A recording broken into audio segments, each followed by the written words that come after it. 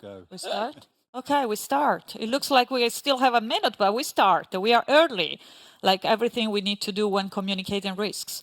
So with this little teaser, I want to welcome you to the last side event of a SCADE conference. We believe you are very tired, but the fact that you are here means that you still have an interest for this session, and we are very excited to be here together with you. And we have about 60 people online, but I trust they will grow. Maybe they will give us update. So this side event is organized jointly by ECDC and the WHO Regional Office for Europe that I represent. I'm the head of risk communication, community engagement, and infodemic management for health emergencies, and I will be your moderator today. And I already explained the acronym, which is the title of this side event, which is RCCIM. You might have wondered, what is this? And this is exactly representing these three areas of work: risk communication, community engagement, and infodemic management. And this is the last time I say it, now I'm going to use the acronym, that really need to work together as one discipline. And the title is actually What Emergency Teams Need to Know. The first thing that emergency teams need to know is that RCCIM is at the core of emergency management. And it's through that we can increase the uptake and acceptance of public health interventions. Traditionally, public health experts, epidemiologists, have always thought, well, the job is done when we deliver the vaccines, we equip the hospitals, we deliver the masks. I think COVID made very clear that's not the case. The job is done only when people access these services and intervention, when they use them. In a nutshell, what matters is not the vaccines, is the vaccination.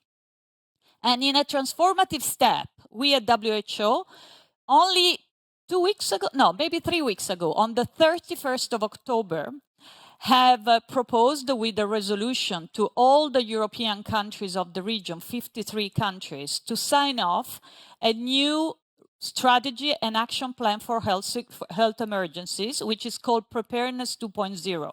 That was done at the last regional committee. In this new strategy and action plan, RCCIM is central to one of the pillars, which is community resilience and protection. And this is unprecedented. I've been working in this area for the last 25 years, and I've never seen communities so much at the forefront of emergency preparedness and response. So we are today here with an exceptional panel.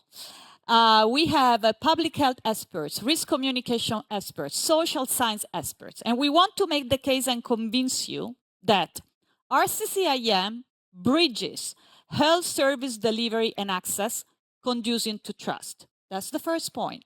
The second point is that RCCIM is not an afterthought, is not optional, but is what can make a difference in the way people access and accept public health intervention. Is a public health intervention and is evidence-based, particularly on social science. And the third is that practitioners, policymakers, public health experts, we all need to invest in this if we want to be able in the future to control emergencies better. So if I didn't convince you enough, I want now to turn to my panel, and I want to introduce the panel to you. So I need to put my glasses on because some of the titles are long. And the first one is Anna Kasradze. She is in the middle. And Anna Kasradze is a senior technical advisor on public health emergency management at US CDC Office for Eastern Europe and Central Asia. It's a very long title, but I managed, I think, to read it all. And then on my left-hand side, there is Christina Rolfheim-Bye. She's the head of communication of the Norwegian Public Health Institute. And then close to me, my friend John Kinsman. She's a social science behavioral change expert at ECDC in Stockholm. And I also want to introduce you Katalin Bercaro. Actually, I'm in between two ECDC friends here. Katalin is a risk communication officer, and he will help us in the session on the question and answers.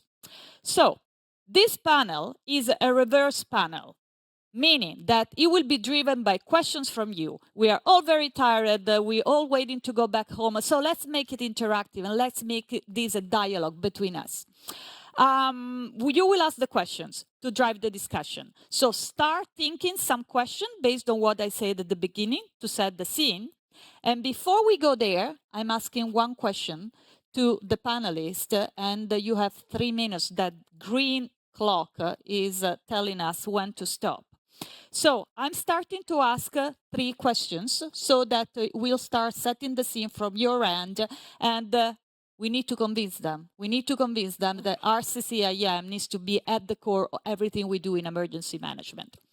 So Anna, before being at the CDC, you were actually working in the National Center for Disease Control and Public Health in Georgia, and you were at the forefront of the COVID pandemic response.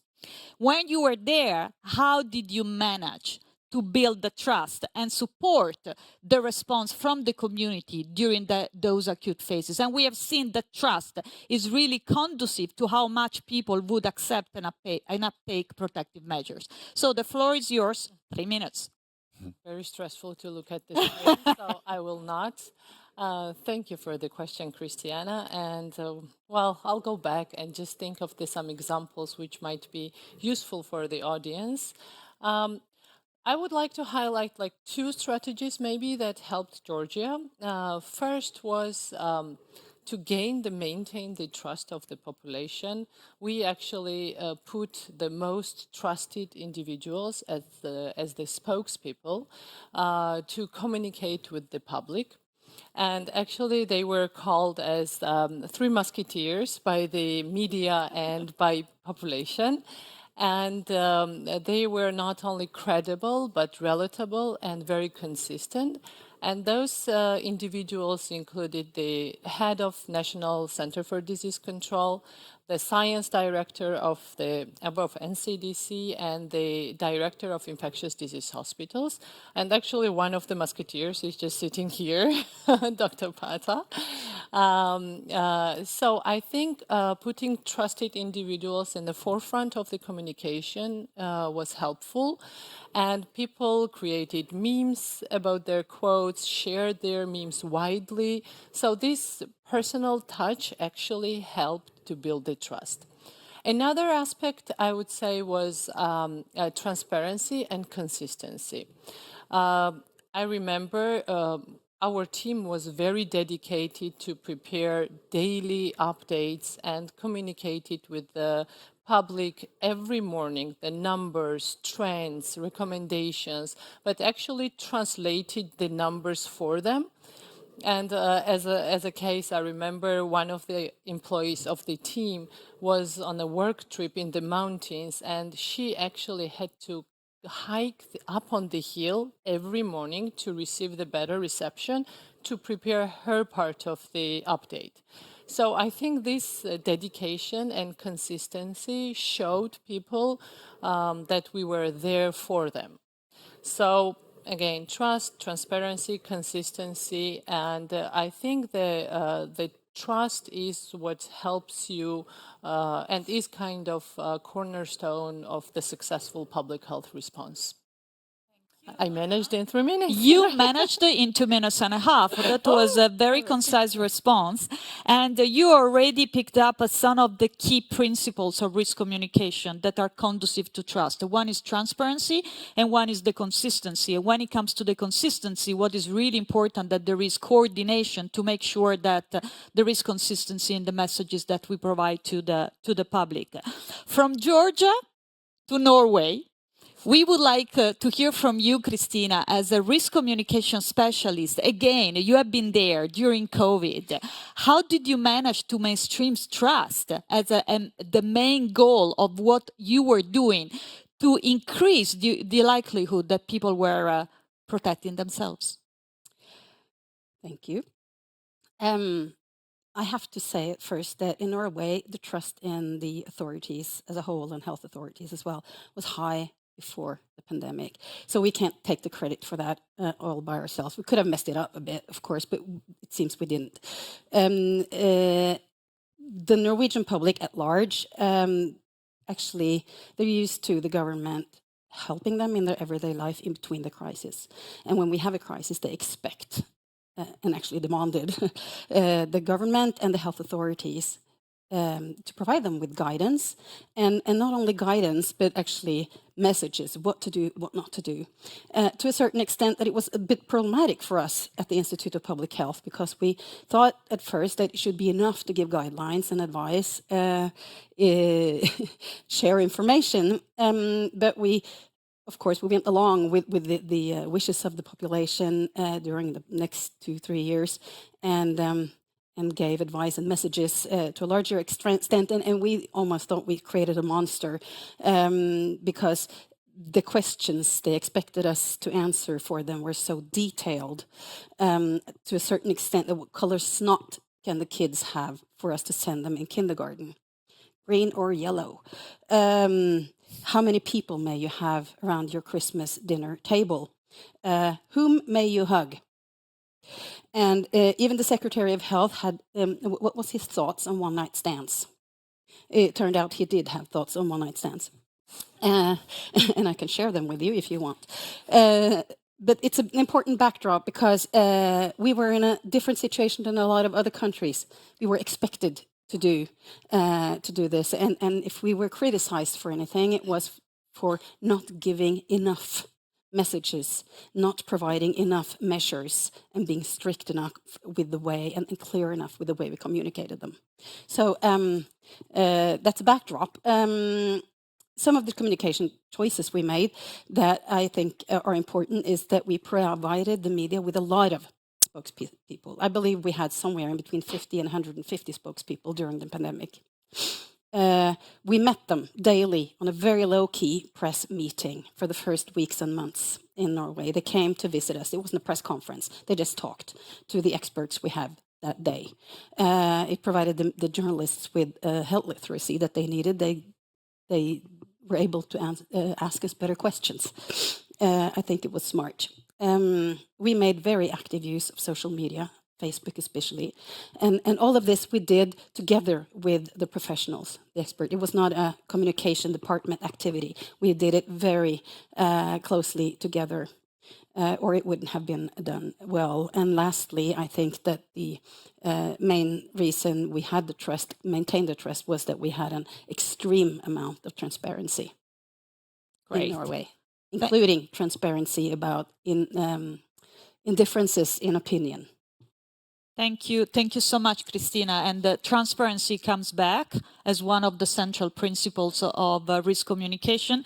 You mentioned also, I mean, the difficulty of speaking in uncertainty, because you had people asking you very specific questions, wanted very specific answers. And the difficulty with COVID was that, I mean, science was evolving very fast, and it was very difficult to provide these very specific answers. And then you mentioned one word, which is basically the catalyst word of this side event, which is together. And together is the way we need to work from now on, if we haven't done it enough in the past, between public health experts, epidemiologists, RCCIM practitioner, health promotion, and all. So thank you very much, Christina. Thank you very much, Anna. And now I'm turning to John. And John, you are a social science specialist. And basically we have said, and I've said in my introduction, RCCIM is based on science, and this science is social science. But very often in emergency teams, we have people with biomedical background. How do you see this? Is that a challenge? Is that an opportunity? John, the floor is yours. Thank you. And it's a big one, that one. A big one. If you think about your country, you think about during COVID, sorry, it's all COVID to start with, we won't stay on COVID. Think about the key people who talked to the population, who were representing the authorities. I suspect, and I may be wrong, but I suspect in most cases they would have been clinical doctors and or epidemiologists. And I suspect that in not that many countries, you had social scientists actually as the face of the response. And I know there were exceptions, but in many, many countries, that was what it was. So the norm is epidemiologists and clinical scientists actually presenting the facts, including about social issues, which I think is problematic. Yeah. And there's a sort of historical, reason for this. This goes back from forever, for decades. So is it a problem? Well, it can be. Is it a challenge? Definitely it's a challenge. I think one of the things that we saw during COVID was that increasingly, in some countries, there were individual social scientists or behavioral scientists who managed to get themselves at the table and to be part of the decision-making process and actually to have their influence felt. But it was often a case of right person, right place, right time, rather than something systematic. So clearly what I think needs to be done is to have a more systematic recognition of the added value of social and behavioral sciences. So how do we do that? Previously, before I worked at ECDC, I was lecturing in a university in the north of Sweden, a place called Umeå, some MPH students, and I lectured in health promotion, anthropology, social science issues.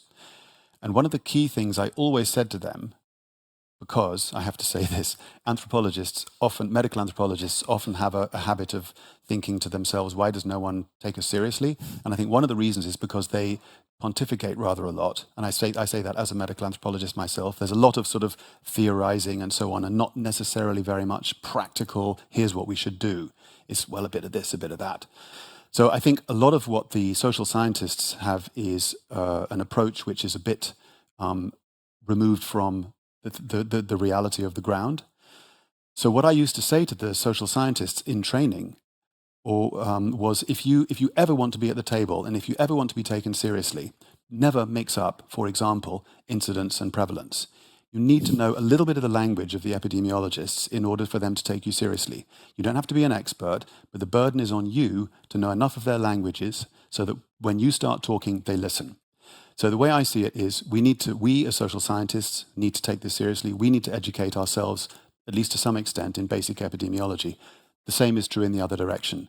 And ECDC right now, the EPIET fellows and the other trainees have the opportunity to do introductory courses in social sciences and also in qualitative research methods. So both sides need to learn a little bit of the language of the others. And in time, gradually, I believe that this will turn into something more systematic and that the decision makers and the public face will increasingly be social science influenced.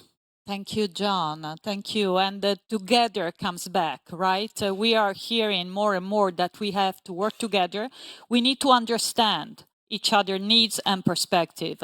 And one element I wanted to add to the anthropologist figure and the social science is that when it comes to practitioner, and I'm a practitioner, we expect results that are operational, that are rapid, and that's why we need to understand each other, because at the end of the day, we need to react in a very short time.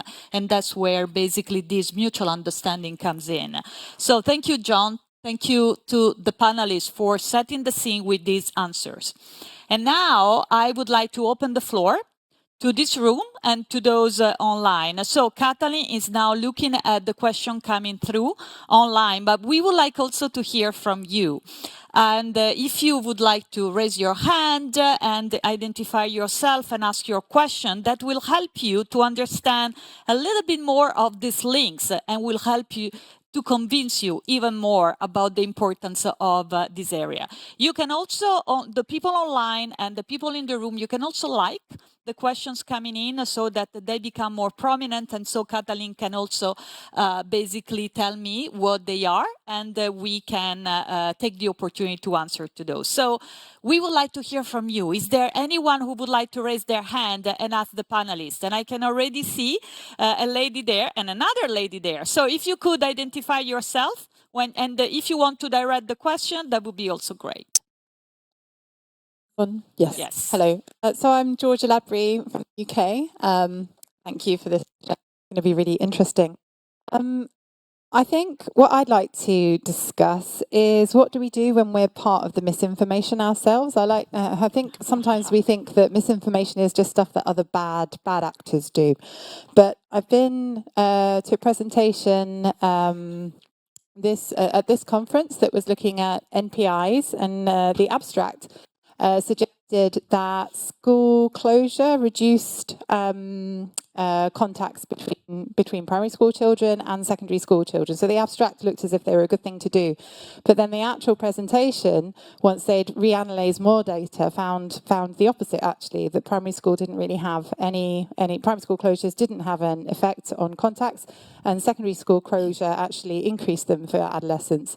I also presented myself yesterday at a side session that's to do with singing and health, the Skagit Valley Chorale epidemic that was very early on in the COVID pandemic, that suggested that there was a choir rehearsal in the United States that was a point source outbreak for a really big outbreak of COVID where many people died. And that study was basically the basis for choirs being shut down all over the world for several months.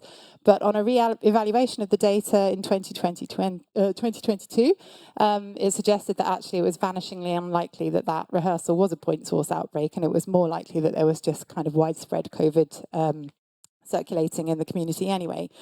So my question is, how do we maintain trust when changing information means that we change our minds on things?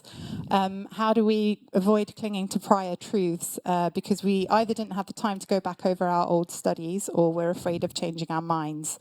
And it might mean facing something uncomfortable. So yeah, what do we do when we're the people that are potentially propagating misinformation? Thank you.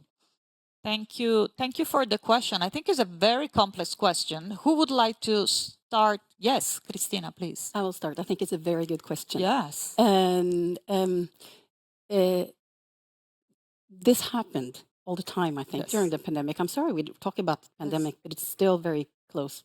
Yeah. And in Norway, we recommended a vaccine that was harmful for people's health, for instance, and we communicated modeling widely over the expected amount of people that would be sick.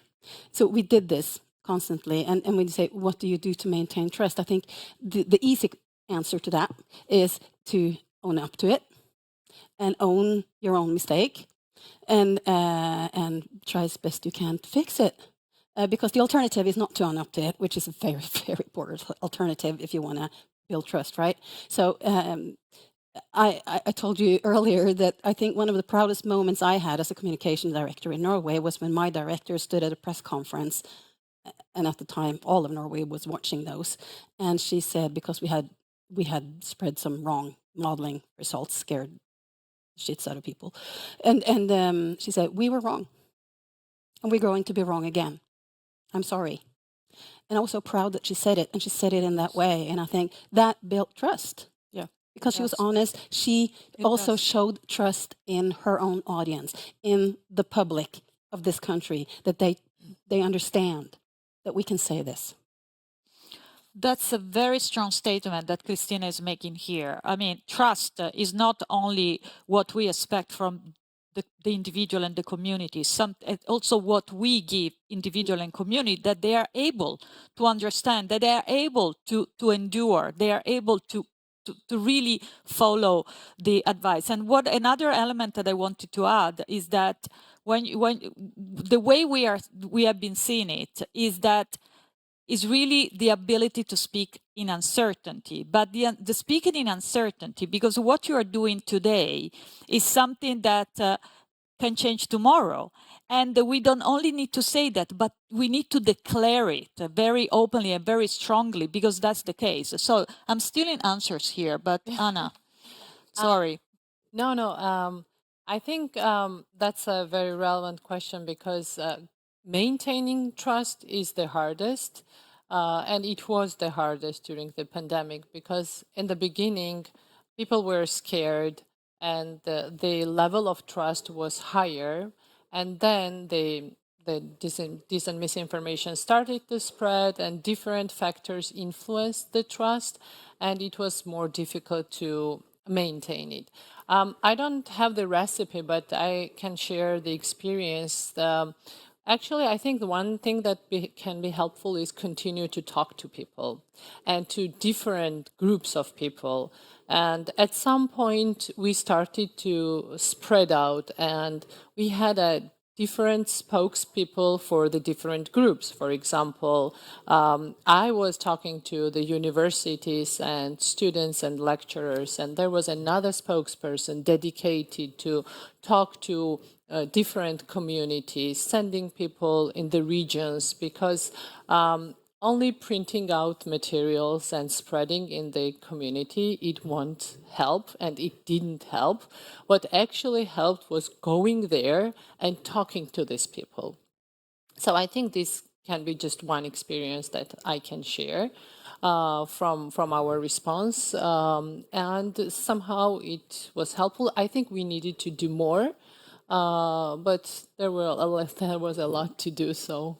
But it was really helpful. Thank you, Anna. You want to add anything, John? I'll just say one thing, which is you used the word misinformation, which I think is an interesting choice, because I probably wouldn't have said that a paper that's published based on what you hope would be good science at the time would not be necessarily misinformation. It might subsequently be shown to be factually incorrect, but in and of itself, at the time of publication, it was probably representing the best knowledge, hopefully, using a proper analysis. So I think the word misinformation may be a bit unsure in that moment. However, if subsequently it's used through a process of cherry picking to support a different position, that's a different issue. And I don't think that's the fault of the scientists who produce it.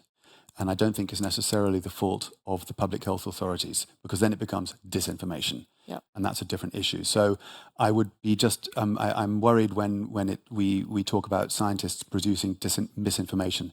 If it's done using good methods and with all the proper protocols that we know, I wouldn't class it as misinformation, even if subsequently it becomes shown to be incorrect. That's the scientific process. Yeah.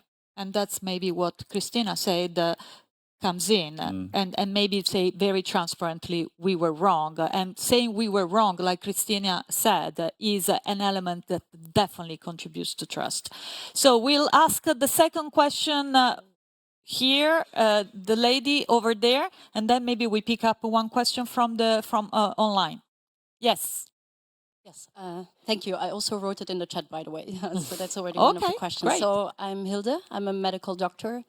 I'm an EPIAT fellow now graduating, but I'm mostly also a humanitarian doctor working from MSF since 2007, mostly in outbreaks, mostly those of the emerging diseases, including Ebola, Lassa, and so on. And it's particularly in those kind of outbreaks that trust building is extremely important. So we try to focus on it since years and years and years.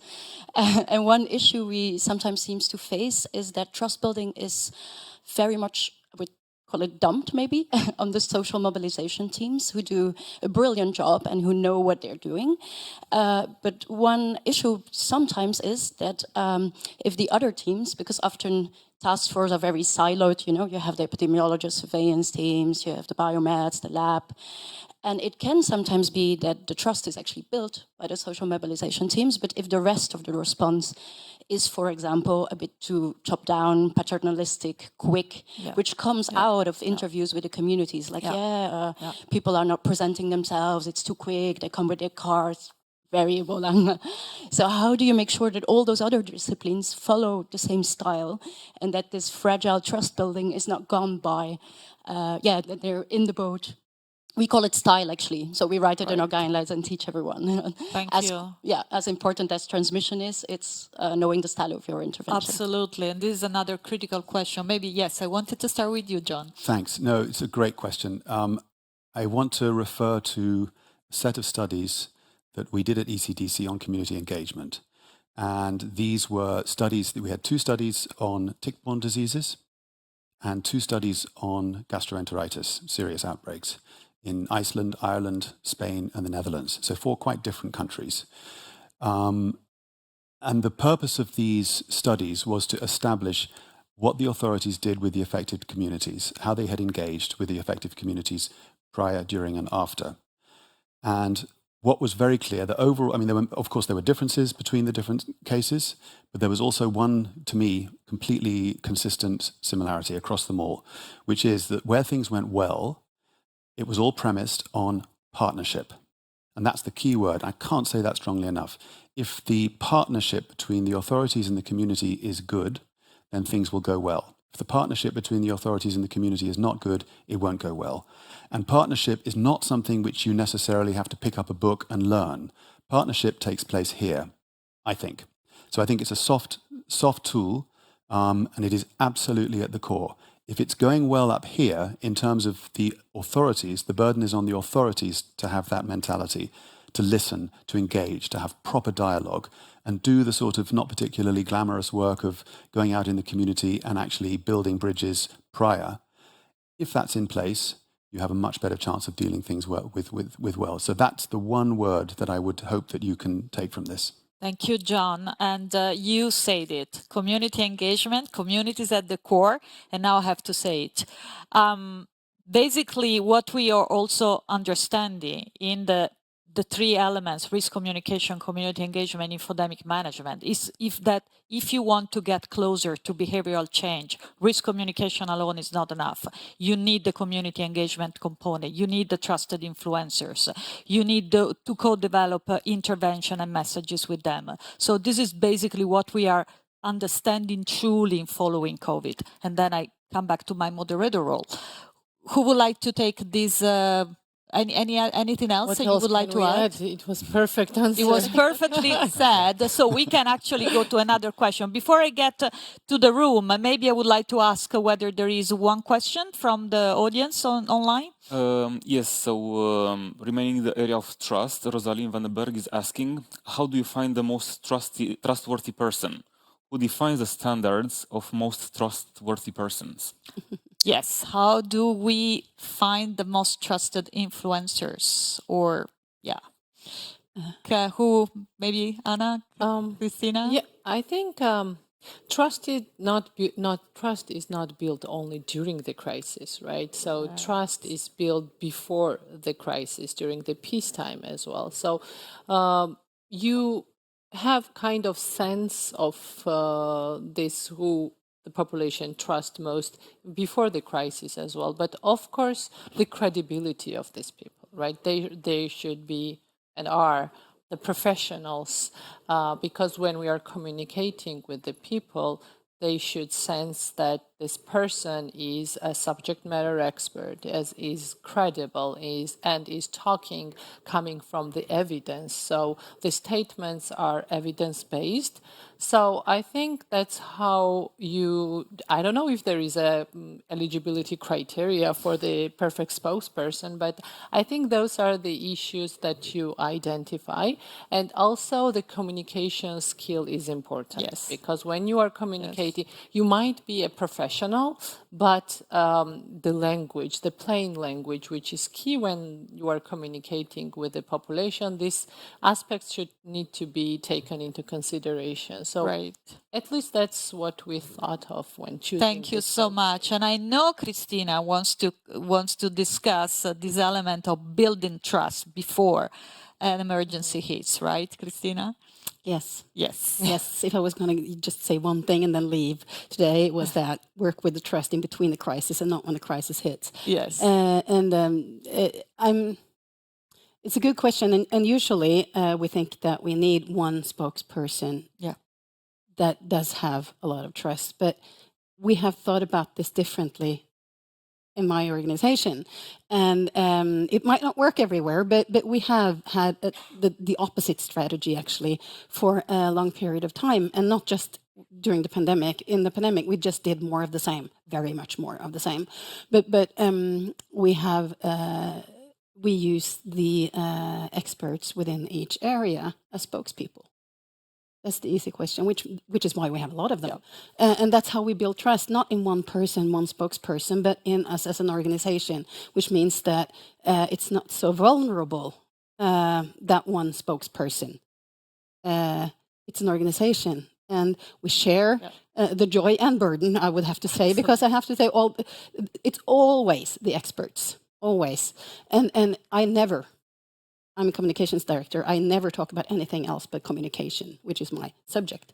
And a lot of them, and I'm looking at one of them now because he's sitting there being nice, and he's one of the many heroes that I get to work with, and they are so engaged in this, and they do it even though they don't have the time, maybe they don't have the energy, maybe they don't even want to. They still do it. I think it's more important that they're there representing themselves and their own subject in a very good way. Yeah. And I think it's even more important that they are there than the fact that they speak in a clear language. Yeah. I'm willing to accept nerding and difficult language, because I think the trust lies within the expertise. Yes. Yes. Again, in Norway, may not work everywhere else. Yeah, so the credibility, the availability, and Anna mentioned the ability to communicate. Is there something you want to add, John? I would, if I may, sorry. Going back to the issue about the community and who you're going to be working with. Yes. Essentially, you need gatekeepers. You need to have gatekeepers who will open the door to the particular community that is involved.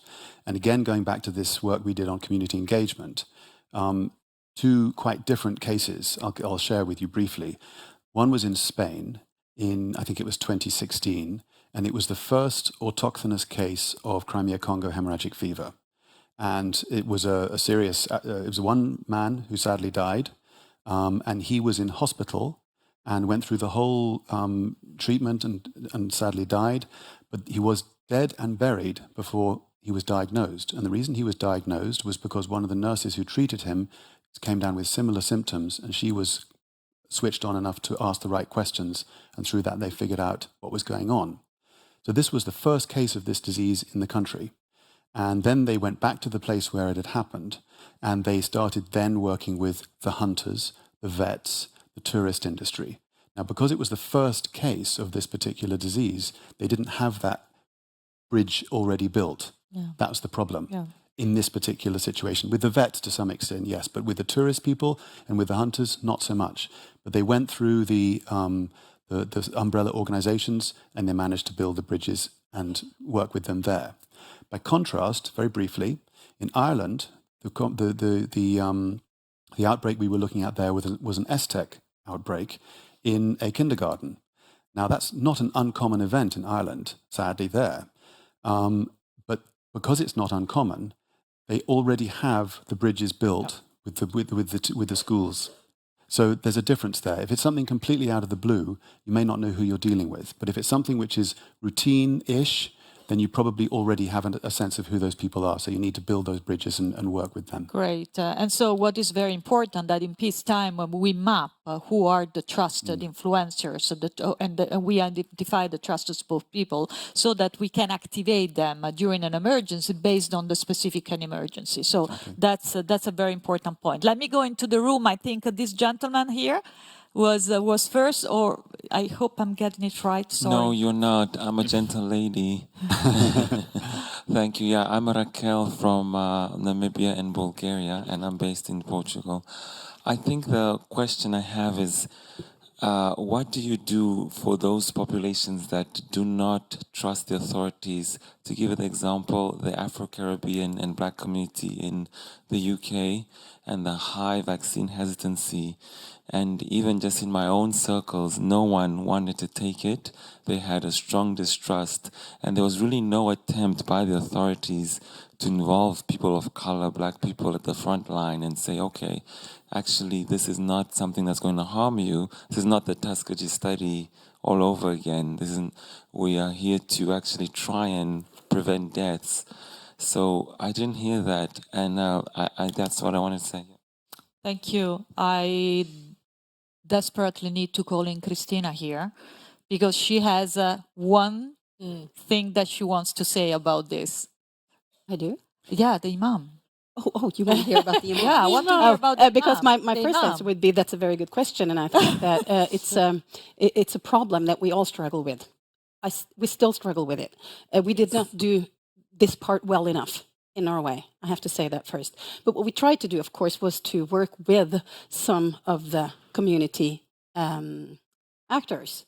And I think what you're asking about was I'll say another thing first. We had a Somalian doctor, for instance, who worked with us in a Facebook post answering, and she was helpful. That was one of the groups, migrant groups in Norway. We struggled to reach for a while there. Sorry. rest symptoms.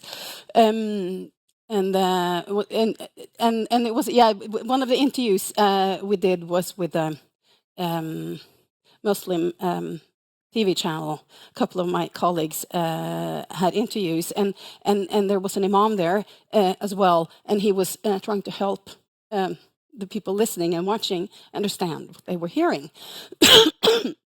Sorry, and as we in Norway, we gave advice at this time.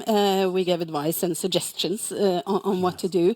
My two colleagues experienced that he culturally translated this into, if you don't do as they say, you will go to jail. And you might be suspected of committing murders. It was like really harsh. And of course, my two colleagues, they were like, no. We can't. This is not. What do you do? Because culturally, it might have been a necessary translation. Ethically, it was way out. It was not okay at all. But it was. It highlights actually the difficulties of when I say that most of the Norwegian public, they have high trust in the authorities. But we do have groups who don't trust the Norwegian authorities. They don't trust the authorities in the countries that they have moved from. They don't understand our language. They don't understand the values we lay down. It's a lot of things to try to meet. And I think I'm an anthropologist as well, cultural such. So this is close to my heart, and I don't have the very good answer, but we need to work on that. Yeah. And I would love to hear some good examples from others how they have managed. That's an area where what's fundamentally important, and we need to grow even more. Is there any example that you would like to share, John? A quick one. I think it's an incredibly important point, and I think the communities you highlighted, as you say, low trust. I think from a public health authority point of view, it's important to say, fair enough, those people don't trust us for a reason. Rather than, again, it's about the attitude. Rather than saying, oh, come on, can't you just get over it? No, actually try and look at it from their point of view. Yeah. Why do these people not trust us? Let's go back to that and then meet them where they are. I think that's part of what the solution has to be. Always try and meet people where they are. There are reasons, historical, very good reasons why that trust doesn't exist. Let's go back, talk about that, and see if we can build the bridge on that basis. I just want to add that maybe also collaborating with the people who they trust, for example, like religious leaders or some community leaders, there might be someone who they trust and partner with those people. So I think that's another way how to do it. Yeah, and that's a very important point. Again, mapping the key influencers of the community and working with them on specific situations.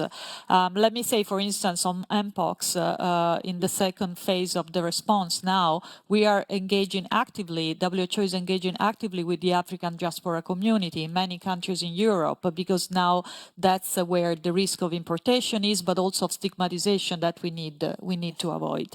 Let me go online. Katalin, is there something coming up? Yes, so there is a question from Raquel. How can public health communicators balance the transparency and risk communication and not causing fear in the public? So how do you balance transparency but still maintaining, keeping the at the base? That's at the core of risk communication principles. Who wants to take that? Shall I look at you, Christina? Again? Again? Yeah, I will. Well, that is a good question. And for our part, we invested in the transparency part. Yes. That's the short answer to that. We published all the advice we gave, for instance, to the government. It was published on the website, so anyone could read it. And also, when we disagreed internally, we published it. Wow. We don't agree on this, what groups should get vaccinations, but our advice to the government still is this. So we were, and it might not have been always so smart. It might have caused confusion. But I think in the long run, we acted like I said, we acted the way we usually do. with transparency about insecurities and disagreements, and that was perhaps expected from us as an authority. So it worked well for us here. It could have worked badly for us. It could have, so I'm not going to be very advocate that this is a good thing for everyone, because you really need to have the public's trust there to stand on from the beginning to be able to do this. And this is very bold, of course, but it's, I mean, we know that transparency is at the basis of trust. I could just say that my colleagues who worked during the last pandemic, they were the ones who taught me this, because there was a lot of distrust in the health authorities after that, because there was an insistence in a common message, so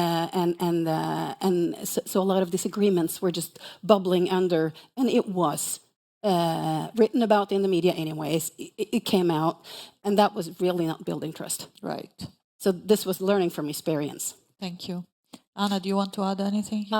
I would say that this is very difficult to find the balance between being too soft and not scare people. Well, coming from the experience from Georgia people, they do love to go out, to socialize, have a big gathering. So sometimes I think we need to be honest, made some mistakes of being too strict on communicating about the consequences, what it might cause. Or sometimes we were like too soft, then they continued to have a gatherings. And so I think it was just the experience and kind of trying to find this balance. But sometimes we need to be very clear about the consequences, what the actions might cause, so that people understand and take this responsibility. Absolutely. So I think that's how it should be done. But we all made some mistakes, I would say.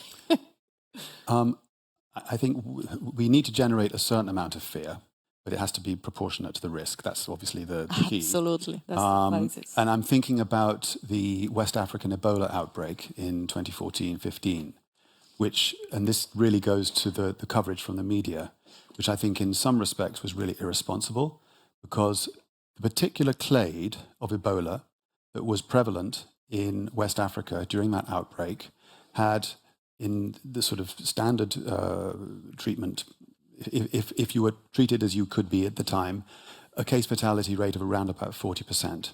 Mm-hmm.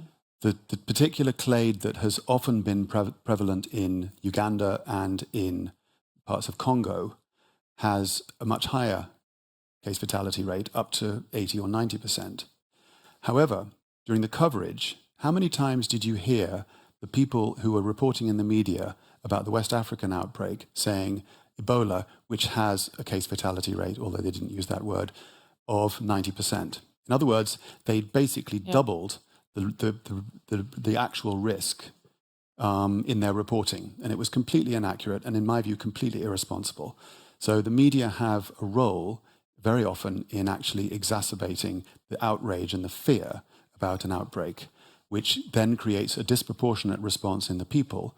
And when things don't go as would be expected based on that particular level of risk, because it's not that high, then people say, well, I don't trust those people. They were telling us untruths. So the media have a huge role. So we in public health have a role to play in working with the media. So I think that's one of the key things we can do to keep the fear of an outbreak proportionate to the actual risk. Yeah, and that's the role of risk communication that basically bridges risk perception and risk assessment. So it's not about reassuring or it's not creating fear, but it's basically based on the assessment of the risk, bringing up or down the perception with different techniques. So well said. Let me see. I think there was a gentleman there who has a hand raised for some time. Can you hear me there? Yes, we can. I'm Doug Hamilton, consultant public health from Ireland, and I just want to thank the gentle lady beside me for her question, which I think is so key. I think we saw during COVID that little cinders of COVID would remain in vulnerable groups, deprived, underserved population, and then we get new outbreaks. And if we don't actually address that as a core principle of health protection early on, I think we're on the loser. What we did in some areas in Ireland was that we went at, so sort of boots on the ground, shoe leather public health, which means going out and meeting the people, particularly the underserved, those that are excluded, and building trust personally, person to person, and then the team, and then the service, and listening. Actually listening about, it might not be about COVID or whatever. It might be the worry about the child services not working, something else, food for the day, whatever.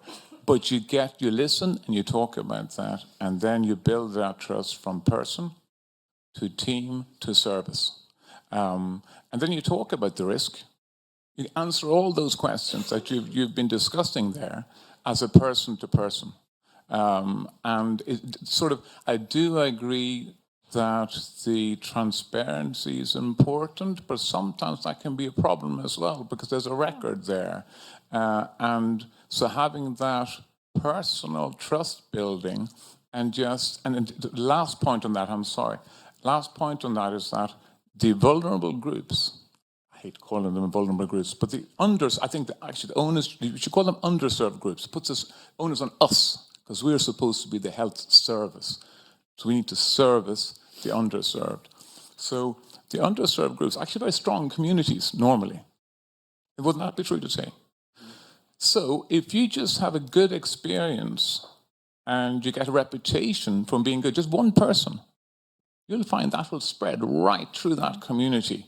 This guy and his team and the service he provides, or this woman, obviously, the team, actually is a good thing, and it spreads from mother to child, mother to parents, and right around that community. And nobody really remembers exactly what you said, but that doesn't really matter.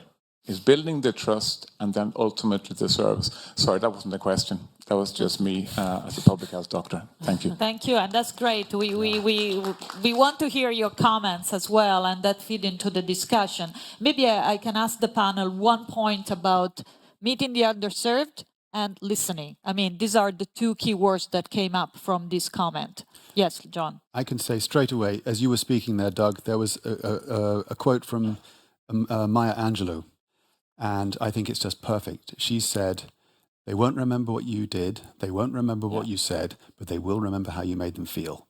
And that's it. Yes. Go in there and listen and make them feel heard. Thank you. One short point. Yes, excellent. I think there are some ethnic groups in Georgia who actually talk in totally different language.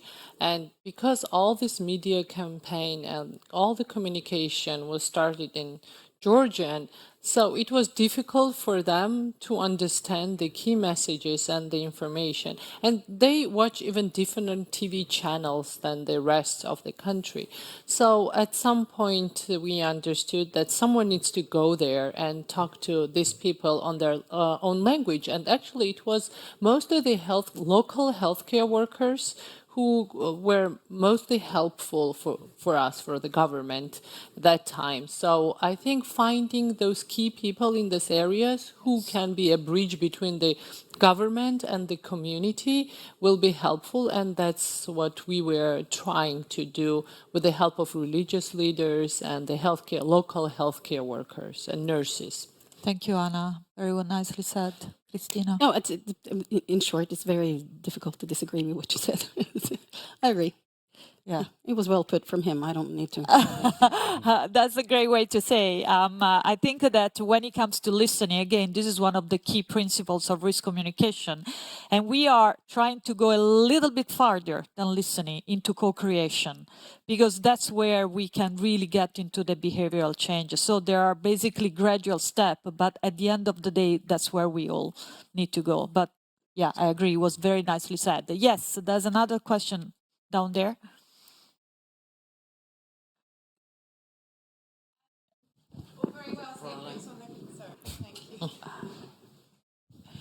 Thank you. I think it's all very well saying boots on the ground and go out and listen. But during the pandemic, that was really hard because of the lockdowns and we couldn't go out. And, all the listening and the talking was mainly done through online platforms, social media. So how do we adapt our practice to this new reality that we live in? Yes, another great question. Who would like to address that? Regarding the social media, I would say that some people at certain age and the villages especially do not use social media in Georgia, and actually like online platforms were not very useful for us. It was either TV. They watch mostly TV, or some, as I said, some local representation. So, for example, I just can talk about Georgia. Georgia has local public health centers in all regions, and the public health specialists, mostly epidemiologists, together with doctors, were the main actors in there. And I think they played quite a big role because it's a small country, and in small countries, everyone knows everyone. And the one village in one region, everyone is either friends, relatives. So there is always a key person who is like a authority, formal or informal. So we trusted the local people in communicating with their own community. So I think that was the approach that we took, because the online platforms were not very helpful in this term. Thank you, Anna. Anything else you want to add? No? I would say just very briefly, I mean, COVID was unique. Yes. And that's, hasn't happened for 100 years. So most outbreaks don't mean everyone has to stay at home. So I think the principle still applies, and COVID was just a different thing. So fair point, but there's not much you can do about it when everyone has to stay at home, I think. Thank you, John. There's no other hands in the room. Do we want to pick up the final question? Yes, I'm clustering some questions which are mainly asking, how do we work to maintain the politics away from the medical advice when it comes to outbreaks and risk communication? Okay, we need a magic wand there. Yes, please go ahead with this simple question. Very simple. Very simple. You want to try? Yeah, it's just the premises for the questions that I'm a little bit unsure about, but I think I understand what you're asking about. In Norway, on March 12th, the government took over, and they said, from now on, we decide. And we had thousands of missions from them that we had to answer. All of them we published on the same day as we had the press conference, wherein the government said, this is what's going to happen now. And we were not the only one giving them advice. Health Directorate gave advice. It might be different advice.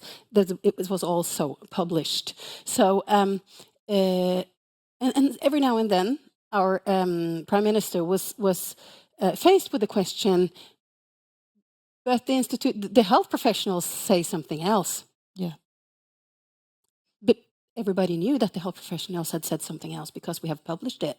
And believe me, the journalists were very, very focused on what we had said. So then she had to say, and it was fair enough. She or the health Minister of Health said, yes, we know. We have decided something else because we have different things to consider as well. The work life, the children's sports, whatever. So they had to answer why they, as politicians, chose different measures than what we had suggested. Yeah. So again, I think my answer, boringly enough, will be transparency. Yeah, transparency. I will not ask any other opinions because we are 33 seconds to the end of this session, and I will wrap up in a few words.